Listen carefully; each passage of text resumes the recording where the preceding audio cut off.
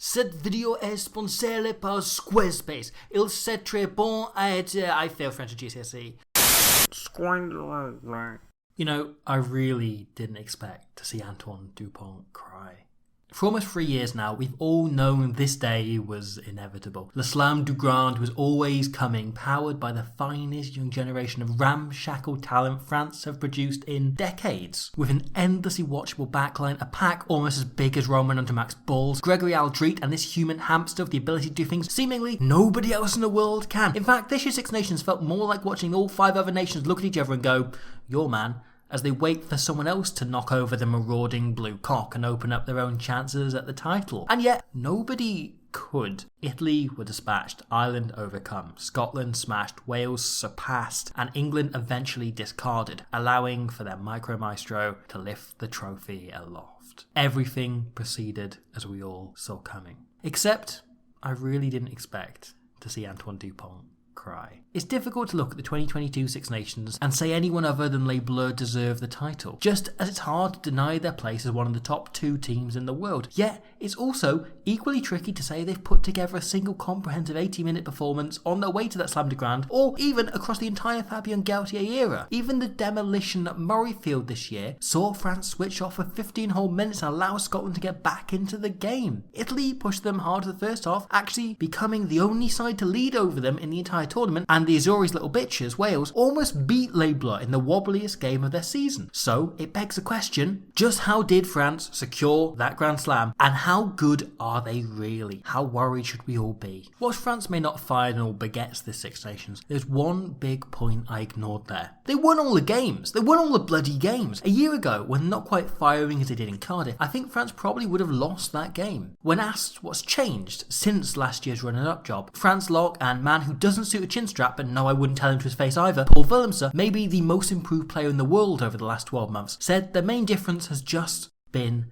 time. This was France's 3rd tournament under Fabien Galthié, and though it's a thing he'd never admit, I wonder whether he's secretly quite glad it's taken them this long to secure a first place finish. Because narrowly losing out has reinforced for this French team how good you have to be to win a Six Nations these days, and demanded his side keep getting better year on year. Galthié was first brought into the French camp as an assistant coach for the 2019 World Cup, with the squad knowing he would ascend to the top job the moment they got knocked out, thanks to one of them fulfilling their obligation of the tournament, doing something all-time levels of stupid. This gave Galthié the time he needed to assess and get to know his players. Now, France's first and last games of that year were both against Wales, but the team selected before Galthié came in and the one selected after show 15 changes to the 23. This number alone is telling, but if you look at the 8 players who came into the starting team, we're talking Antoine Dupont, Romain Ntamak, Charles Olivon, Gregory Aldrit, Gaël Fickou, Remy Vakatawa, Bernard Leroux and Rabas Lamani, who actually demonstrates the other half of this statistic. Whilst the likes of Guillaume Corrado and Sebastian Valmehina retired, any players who wouldn't make the following World Cup, the 2023 World Cup, that's Rabas Lamani, Maxime Maydar and Wenceslas Lauré, who weren't retiring themselves but were probably too old to make it to 2023, were all dropped once Galthié took full charge in 2020, meaning every player selected for that World Cup quarter-final is either currently first choice for Galthié's France, and has been since he was first involved in the camp,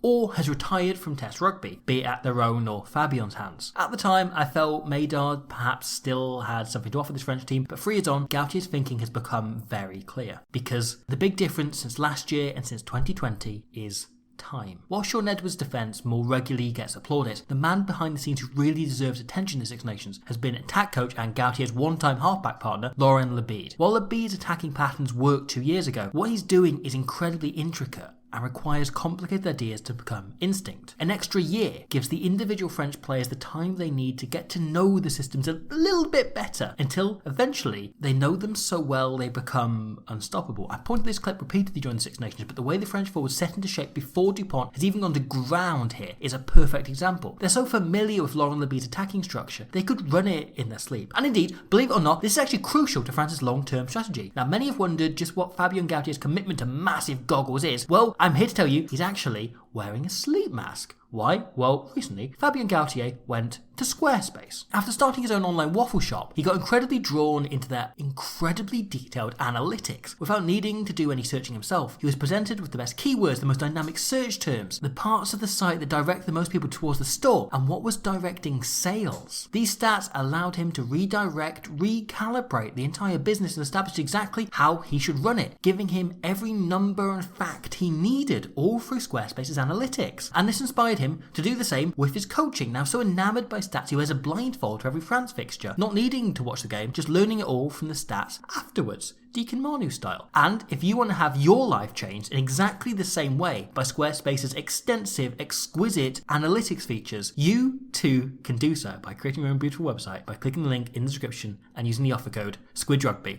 to save some money. However, to get back to him, Labit made his name in the coaching world as the big dog at Racing 92, turning them from relegation fodder to now a major European force. And it's fascinating to look back because the same principles that took his Racing team to the top 14 title and several European finals are the same ones now being deployed in a more ornate fashion by France. Laurent Labit's philosophy on attack is to overwhelm. Just to shove so many runners, options, faces, spaces in a defender's eye line, they don't know who to choose, and it allows you to open up gaps and baffle defenders. And it leads to a very simple try for Good King Laurent here. Whilst his 2010's top 14 teams were looking for clean breaks from this, with improved defences and a step up in intensity at test level 5 years later, this is often instead for France just about getting superior carries, just about getting over the gain line, and we see it perfectly here. This gets France moving forward with ease, which allows them to then deploy Laurent's other favourite backline move, the stretch formation. Now, it's the complete opposite to the other outstanding attack in this year's Men's Six Nations, Ireland, who have more pre-called moves than the entire WWE and often compress their backline in the hope quick passes can suck defenders to that one space, allowing them to open things up wider. France, in contrast, like to stretch their backs out, just lined up in sequence, except each player is essentially in charge of their channel across a set section of the pitch. Here, they're set from this mark to the touchline, and then a forward will carry to deliberately compress the defence a tad and draw in other tacklers. In this case, Laws enters and Stewards down to the side. It's free bodies sucked in and nobody folding round. France essentially want to isolate defenders on the side their backs have a line to, who start narrow but slowly drift towards the touchline. Now, this isn't a stat I've researched, it's a gut feeling, but I don't think there's another team worldwide where the ball spends as much time in the half-back or first receiver's hands as France. Because their backline stretches, France essentially want to give Untermac and Dupont all the time in the world to wait and see how the defence responds to the stretching so they can select their pass. To return to this example, Dupont scoots and passes not because Untermac has seen something, but because he might yet. Dupont has the ball around 3 seconds, and once Simmons has him lined up, he gives it to Untermac so he can wait a further 2 seconds until someone English makes a decision. Then Youngs does, he gets impatient. He steps in on Wokey, and at that second, Untermac floats Fickou into the space this has opened up. He then superbly takes out the remaining defenders, and Villiers again has stretched his way round. Delange has remained an edge forward right on the touchline the entire time. He takes the pass and fires into the 22. This is the benefit of the stretch formation. It's dynamic. Whereas Ireland are hoping to force the defence's hand, France react to whatever they lay on the table by stretching further or compressing the line. It relies on the individual player's intellect to adapt to both the defence and what their own teammates might do. Something that once again requires time, requires the same team playing together week in, week out, and training every single week. Another great example comes in Delange's own score against Wales. After the initial break, France send repeated runners into Wales' face until here. The backs are in formation, and Untermac fires a forward on the edge of the Welsh D. Untermac is hoping Seb Davis chops Antonio, and the quick ruck ball leaves the backs up against only Jonathan Davis and Cuthbert. Foxy, however, steps in and does incredibly well. He holds him up, trying to slow the ball down, knowing what France are trying to do, meaning some Welsh forwards can fold around to the other side, but this is the benefit of the stretch formation. Watch how each attacker takes responsibility for the channel and the man that's now filling it, each picking different lines, knowing who they have to draw, and just how to do it. So much of what Fabien and Galthie's side do well is taking the basics of rugby and executing them exceptionally. However, if you want a sign a strategy is really clearly very much working, you need only check how others try and prevent it. Here, Untermac sends Talbot for Noah on a straightforward crash up and then begins to form the stretch shape on the short side. Freddie Stewart screams for support. As such, Furbank comes up from the backfield to mark the wing, and 4 separate England defenders rush across to make sure each of France's equally viable options are covered. In doing so, they leave space around the ruck. Having not contested it, it's easy for Aldrit to pick up and go, knowing exactly what to do. Genge is the only defender nearby, but Aldrit arcs deliberately into George, knowing the hooker is the only defender who could potentially get to Dupont once he's offloaded. He's essentially a blocking runner with the ball, well, until he doesn't have it anymore, until Dupont has it. With Fabien out of position, Antoine has a clear run in for the line. France's overwhelmed structure and stretch formation cause so much chaos, even the mere thought of them is enough to disorganise and open up a defence. All of this is helped by the fact France's ball is almost impossibly quick. It's quicker than anyone else in the world. This is thanks to two tiny changes to how they secure their ball. Here, France form a maul, and the moment referee Jaco Piper yells advantage, Marchand breaks off with the forward still in the maul, so Ficou alone secures the ball. But, next phase, instead of sending French bodies into the ruck, they do a kind of flyby. Penaud and Marchand essentially say to England, this ruck will be secured, instead of actually securing it. And it convinces George to just step back, to leave the ruck alone, meaning the breakdown only takes 1.2 seconds. Yes, this tactic kind of takes 3 out of the attack for a couple of seconds, but France figure it's better than taking 2 out of the attack for an entire phase. Penaud still on his feet to perform the exact same dummy clear-out role again, just 5 seconds later. It's incredibly smart and was brilliantly effective against England. Really, really good for creating quick ball, for speeding it up. The only problem is it's exploitable, counterable, and we're going to see teams start to target this and know it's an easy turnover. I can't shake the thought that if Eddie Jones or Warren Gatland came up with this idea, they wouldn't deploy it in a game situation until the World Cup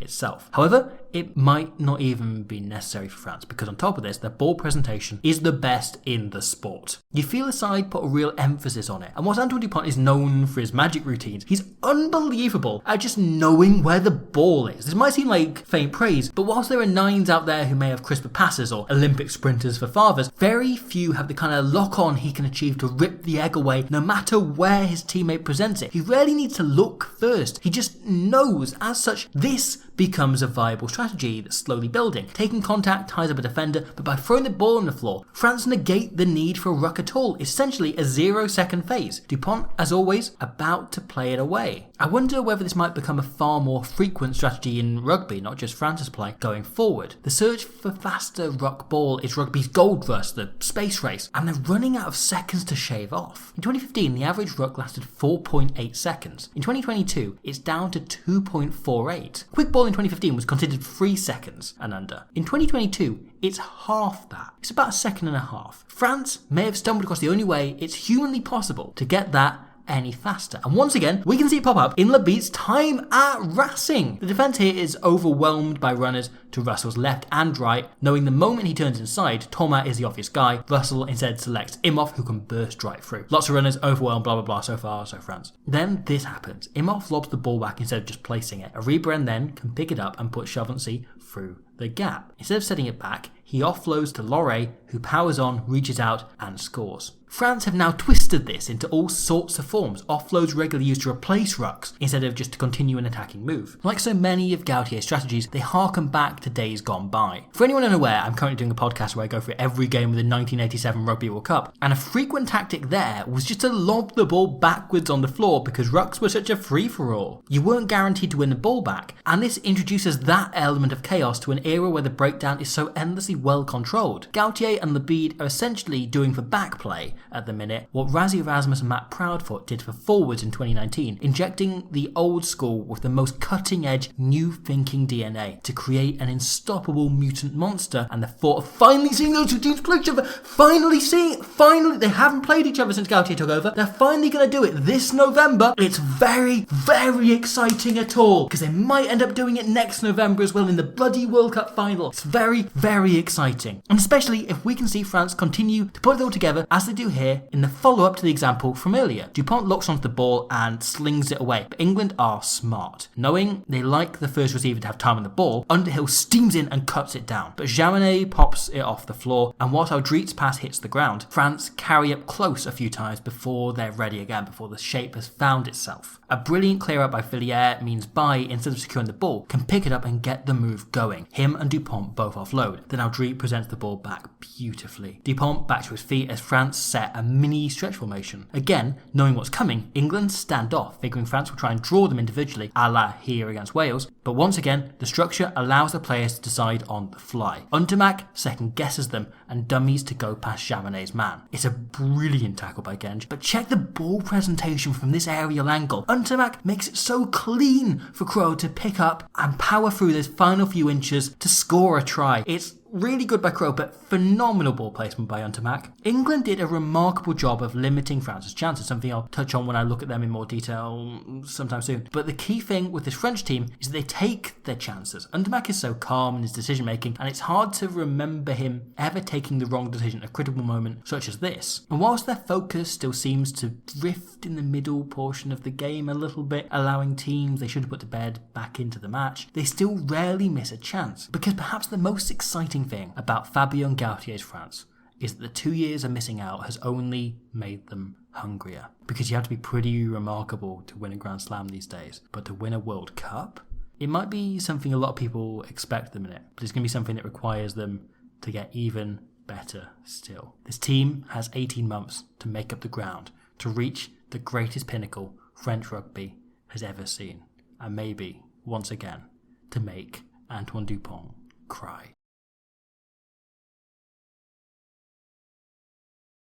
And so concludes the Men's Six Nations for 2022. Women's Six Nations still going on. I've got a video on Wales and how they're doing in the current tournament up on the channel as well if you want to have a look at that. And I will be covering Eddie Jones and what he's brought to this England team and how they might do in the World Cup going forward, what I've seen from the Six Nations and why I think actually it's very interesting, some very interesting stuff going on at the minute with England. So that's all coming up very soon, as well as the podcast, which I mentioned over the course of the thing. There's loads going on, and I'll see you very soon for more of that loads that is going on in the sport.